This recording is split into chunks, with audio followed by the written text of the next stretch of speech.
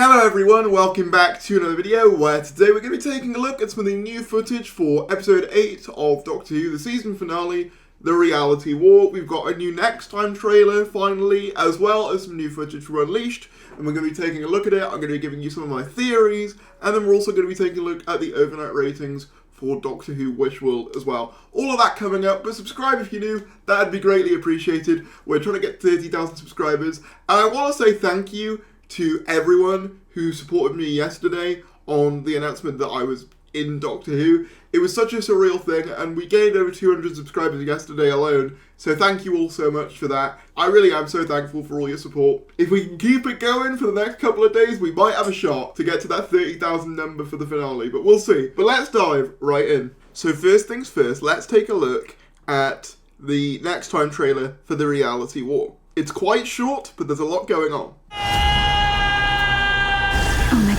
With his body, I can construct a new Gallifrey. My battle is in there, saving my daughter. I swear, I will stop you.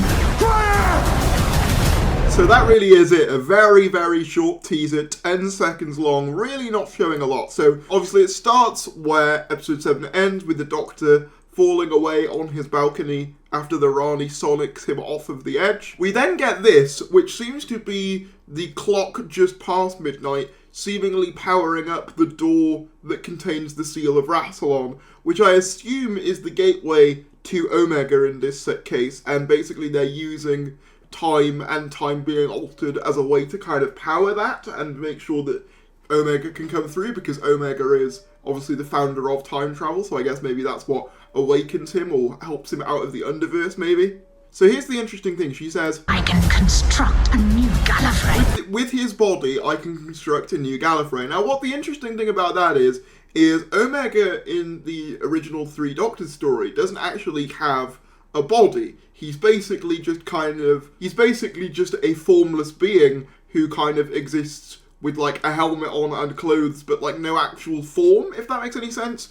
So I'm wondering if she knows that, or whether part of her plan is to build a new body for Omega, and then basically use that as a means to build her new Gallifrey. Very interesting that she wants to build a new Gallifrey. Obviously, it makes sense that RANI would want Gallifrey back. I'll be interested to know how she survived. Like, did she survive the Flux? I'm not sure. The only thing I'll say, Russell, I know you listen to these. Please, please, please don't make Omega an animal. Like, and maybe just show the mask once. I don't know how. I said on Twitter, it'd be really cool if they did a Wizard of Oz style thing, where he's kind of like a giant head with like smoke and stuff around him. I'm not sure whether they'll have the space to do that, given how small that door seems to be that he comes out of. But please, please, please, don't make him a cat or something. Please don't do that. I'll take anything else. So we also get this shot of a kind of safety container. Now, what's interesting about this safety container is obviously we know all of the enemies and aliens of the Doctors are sealed inside these things. And obviously if they're evacuated, that means that some of them could escape. Personally, I'd love it if the Toymaker managed to escape out of his little box, but I already feel like we have too much going on. But I'm imagining this is plot relevant for later. Maybe this is where the Doctor's TARDIS ended up after it exploded prior to him entering Wishworld. I'm assuming we're going to get a flashback to kind of explain, you know, how he got there and stuff. So yeah, that's very interesting. Obviously, it seems like units are basically in their, you know, normal reality now. Obviously, we've got standard unit soldiers here and like more modern technology as well.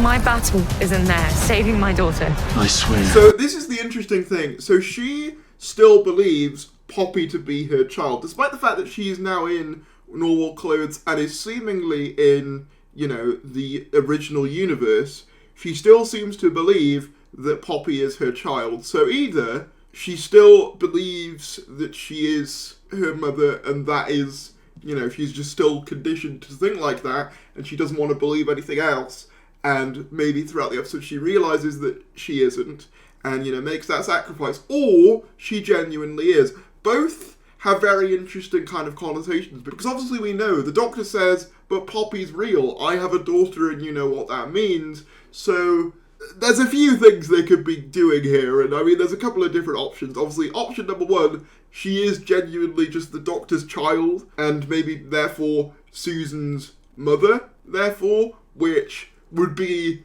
quite the thing to do. I don't know how I would feel about that. We also get a new shot of the door with like a new pattern on it, like it's a new seal of Omega here, which I really, really like. I don't know whether that's appeared before. I don't think it has. Seems new to me. Actually, is it the same pattern as Arc of Infinity? I don't know. Someone will have to kind of check up on that, but it looks cool nonetheless. And obviously, this implies that we are going to see some kind of physical form of Omega. I'm just really hopeful that they don't Sutek him. That's what I'm hopeful for. Let us see the mask, Russell. I will stop you. So this is really interesting as well. We have Unit, obviously semi-destroyed, fighting the Bone Beasts.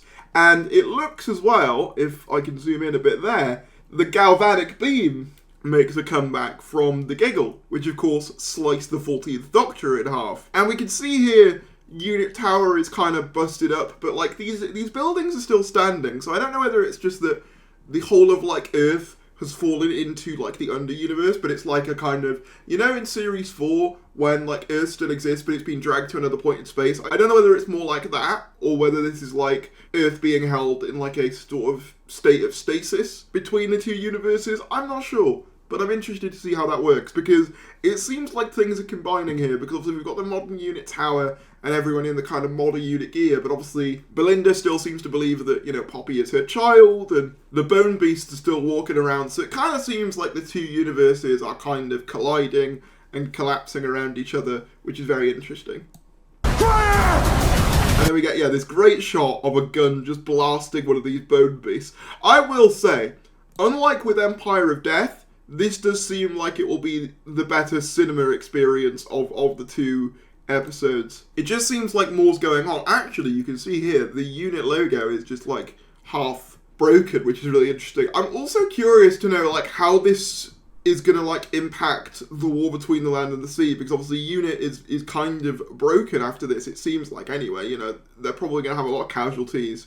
And, you know, they spent however long living their lives as a lie, so... And they're also obviously still going to probably have to deal with the consequences of the public knowing them a lot more now. So, yeah, very interested to see how that all ties in. But this finale does look fun. This trailer was good. I am worried about, you know, all the lore implications and just them having time to like cram everything in. But I'd be lying if I said this didn't get me hyped. You know, it looks really fun. It would be incredibly funny if after Russell was the guy who nuked Gallifrey in the first place, he was also the one to bring it back. I think that would be kind of funny. And I'd be on board for it, to be honest. As long as we just pick one or the other at this point. Either the Time Lords are about or they're not.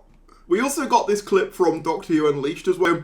We're starting to see the kind of tension between this kind of uneasy alliance here. She's like, we need to move faster. I wish the baby was older so that you could imagine more complicated things. But instead, I've got you. And obviously, you can kind of tell she doesn't really rate Conrad. Conrad seems to have a more sympathetic relationship with Mrs. Flood's version of the RANI. And obviously Mrs. Flood seems to be getting tired of taking this RANI's orders. So we're beginning to see the kind of schism in their relationship sort of develop, and I do think there's going to be a lot of double crossing, especially when Omega gets here and it's kind of like, I don't care about any of you, you know?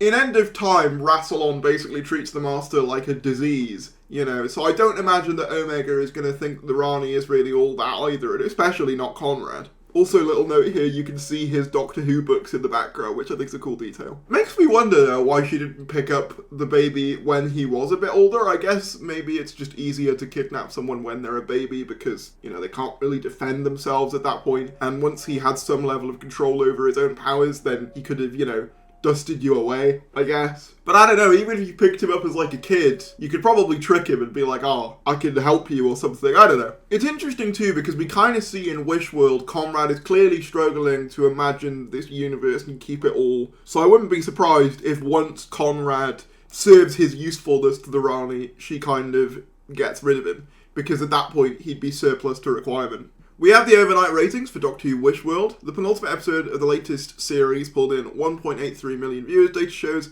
it is a tumble from the series high of last week, but it is comfortably on par with the 1.86 million average. Next time, the reality will see you at the cinema. And yeah, we can see more detail here. Ratings overnight for the first part 1 of Doctor Who finale revealed. Doctor Who continued on BBC One on Saturday 24th with Wish World, which scored overnight audiences of 1.8 million. The consolidated rating, which will include iPlayer devices and catch-up, will be released 2nd of June. Overall, it was the 3rd most watched primetime offering of the day, only just behind the Hit List and Celebrity Bridge of Lies. Doctor Who was 5th of the day, with ITV continuing to dominate Saturday nights, with Britain's Got Talent and the 1% Club. So yeah, that's another interesting thing. Not only did last week Doctor Who have the benefit of leading into Eurovision and from the FA Cup, but it also didn't have Britain's Got Talent to worry about in its time slot either. So a drop is not surprising, although it is good that it managed to sustain some of the growth that it saw from episode 6. Obviously it is a drop from episode 6, but again, that's to be expected. But it is an increase over episodes 4 and 5, back up to about where we were for episode 3-ish, which is good. You know, that's a good thing that we've had a little bit of a bounce as a result of Eurovision and stuff like that. I'll be interested to see how this week's performs, because obviously it's at normal broadcast time. There's no iPlayer drop early, but also it's in the cinema, and a lot of fans, including myself, will be watching it in the cinema, so that won't be included in the viewing figure. But then I suppose they'll be much more interested in how much that makes financially rather than the viewing figure necessarily.